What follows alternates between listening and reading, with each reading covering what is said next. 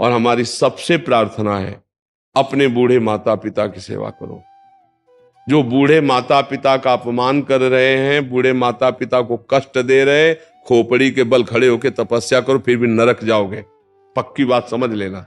आज का जो समय वातावरण जो बढ़ रहा, बहुत ही निंदनीय बात है कि जिन माता पिता ने हमको इतना बड़ा किया उन पर हम हाथ उठावें। आज हम सत्संग में भी बोले कि देखो कैसे बूढ़ी माई को मार रहा है जवान लड़का लातों से, देखो कैसे माता पिता को बहू और बेटा मिल करके मार रहे हैं दरवाजा बंद करके। अरे यार, उसकी कोख में तुम पले हो, दूध पिलाया है, वो तुम्हारी सौत फेंकी है, वो माँ है, वो पिता। बुढ़ापा में बुद्धि खराब हो जाती है। बूढ़े लोग कुछ भी बोलते रहते हैं, चाहे जितना आप अच्छा भोजन दो, वो सबसे निंदा करेंगे कि लड़का ये बहू हमको बहुत कष्ट देते। वो तुम्हें सहना होगा, चुपचाप सह कर उनकी सेवा करो तो भगवान की कृपा हो जाएगी। इस समय सबसे ज्यादा हमें आवश्यकता है अपने घर गृहस्थी के धर्म का निर्वाह करने की।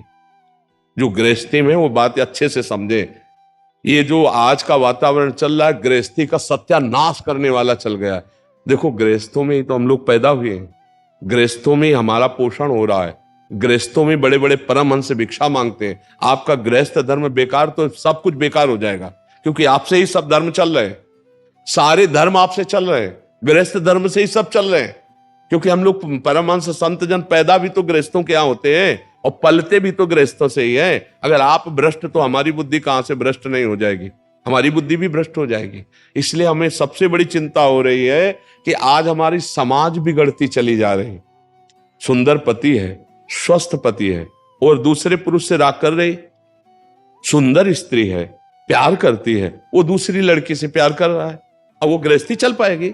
जिस दिन ये सब भेद खुलेंगे उस दिन नरक हो जाएगा, घर नहीं हो जाएगा।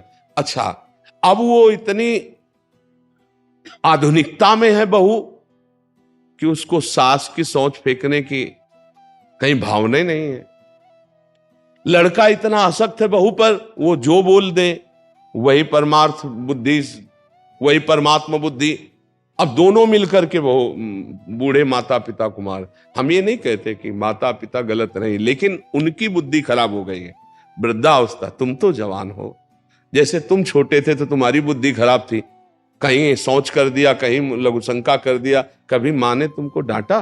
तुम्हारी सोच फेंकी, लघुशंका। अब उनकी अवस्था है, बालवत अवस्था वृद्ध जनों की होती है, वो गाली दे सकते हैं, उनकी सेवा करो। सबसे बड़ा उपदेश यही है, नशा मत करो।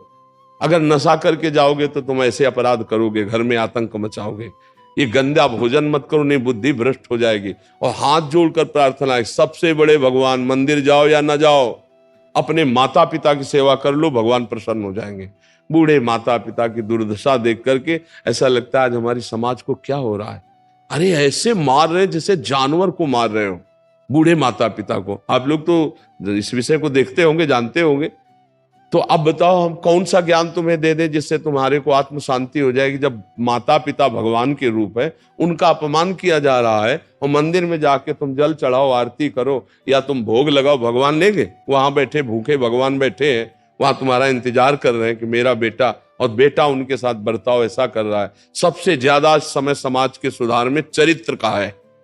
आज हमारा नया समाज चरित्रहीन होता चला जा रहा है, और ये समझ में नहीं आ रहा, इसे आधुनिकता समझा जाता है। अरे पुराने जमाने की ये बातें हैं, तो आज के जमाने में क्या करोगे फिर?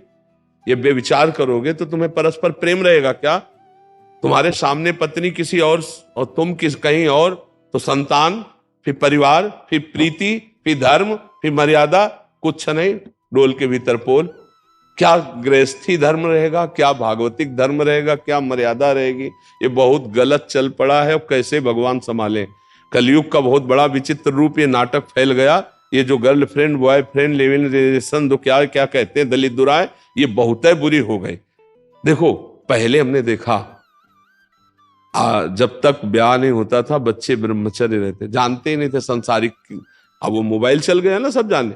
और जब ब्याह हुआ तो आजीवन एक दूसरे की गलतियों को सहते हुए वो एक ही घर में रहते। तलाक शब्द हमने कभी नहीं सुना, संबंध विच्छेद कभी शब्द नहीं सुना हमने। क्यों? एक दूसरे से नहीं, ऐसा कभी नहीं सुना, गांव में तो कभी नहीं सुना। आजीवन निर्वाह करते थे। हाँ, थोड़ी उद्दंडता होती, थोड़ा उस पड़ोस वाले संभाल देते थे, भाई मारपीट मत करो, लड़ाई झगड़ा मत करो, थोड़ी बड़ी बातों में आपस में। लेकिन ये चरित्रहीनता कि स्वस्थ पति है, स्वस्थ परिवार है, आप उसका त्याग कर किसी और पुरुष से, या स्वस्थ पत्नी है, सुंदर पत्नी, आप उसका त्याग कर किसी, अब उस परिवार की हालत क्या होगी? बड़े पढ़े लिखे हो, बड़े बुद्धिमान हो, लेकिन चरित्रहीन हो, क्या है? हमारी यही बात समझ में। तो फिर तुम माता पिता की सेवा करोगे अपने? तुम्हारे अंदर तो उद्दंडता सवार रहेगी। तो आज का समय जो है, सत्संग सुनो। हम कह रहे भगवान की भक्ति से ज्यादा ये अपने परिवार की भक्ति कर लो।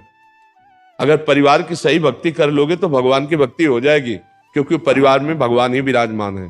पत्नी में भगवान है, पति में भगवान है, पुत्र में भगवान है, माता पिता में। एक गृहस्थी अगर सम्यक रूप से सुखी नहीं है तो तुम क्या कर सकते हो? रुपया से केवल सुख मिलता है क्या? आचरण, पवित्रता और व्यवहार, ये तीन चीजें सुख प्रदान करती हैं।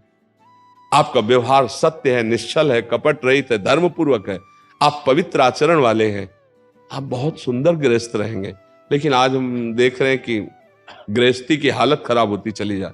पति पत्नी में विश्वास नहीं रह गया है, माँ बेटे में विश्वास नहीं रह गया, भाई भाई में प्यार नहीं रह गया। क्या होता चला जा रहा है समाज का? थोड़े से धन के लोभ में, थोड़े सी जमीन के लोभ में सगा भाई अपने भाई की हत्या कर देता है, सगा बेटा अपने माता पिता को कष्ट दे रहा है। तो इसलिए हमें लगता है सबसे ज्यादा इस समय आवश्यकता है अपने परिवार की प्रेम रस्सी को मजबूत करना। एक परिवार, एक गृहस्थी में 5 लोग हो, वही प्रेम से जीना सीख जाओ तो बहुत बड़ी आराधना हो जाएगी।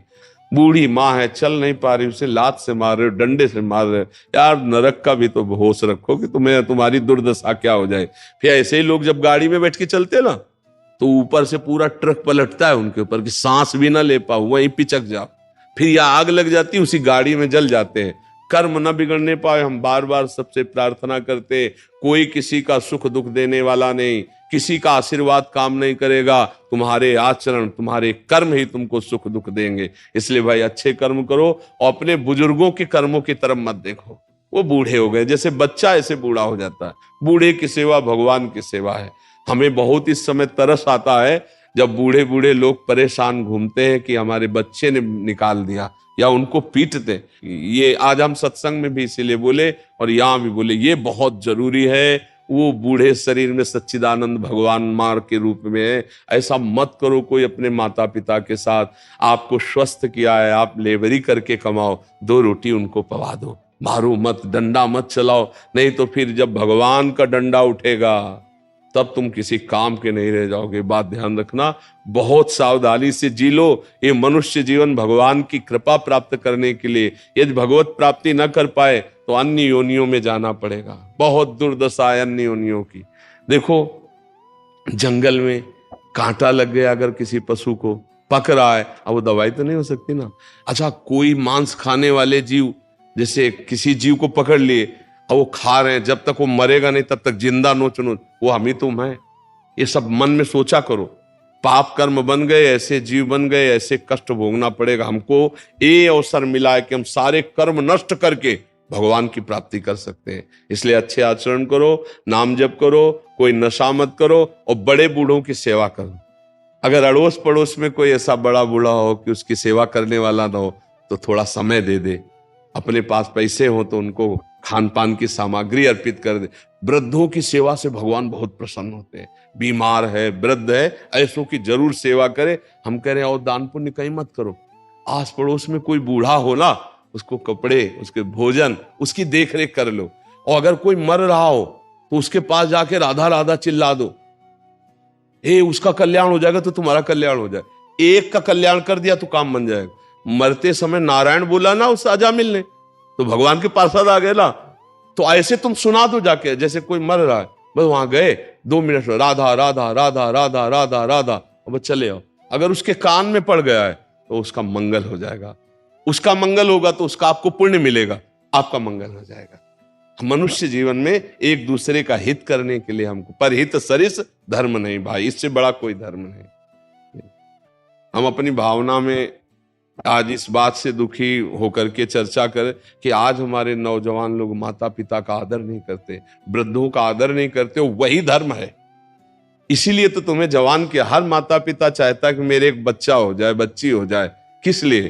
कि बुढ़ापे की लकड़ी हो जाएगा, वो बुढ़ापे में भोजन दे देगा, और धिक्कार है उन पुत्रों को जो जवान पट्टा हुए और घूंसा चला रहे माता पिता पे और उनको निकाल रहे हैं घर से बाहर। उनको डरना चाहिए कि कहीं भगवान का डंडा ना उठ जाए, नहीं तो किसी काम के नहीं रहोगे।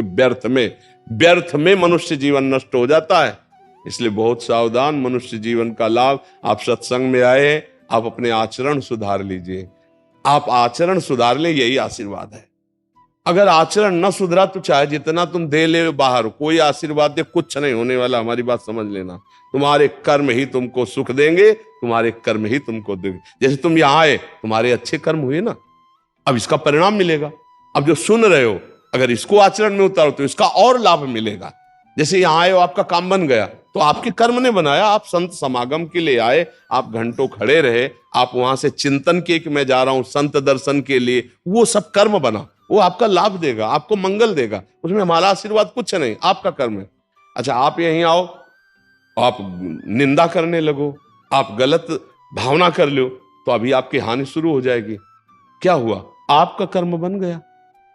आप ही अपने कर्म से अपना कल्याण कर सकते हैं, आप ही अपने कर्म से अपना नाश कर सकते हैं। बस बात इतनी समझनी, किसी के आशीर्वाद की जरूरत नहीं। आशीर्वाद इसी बात का कि हमसे अच्छे कर्म बन जाए, हमारे से दूसरों का हित हो जाए, हमें भगवान का चिंतन बन जाए, यही आशीर्वाद सबसे बढ़िया है। जी।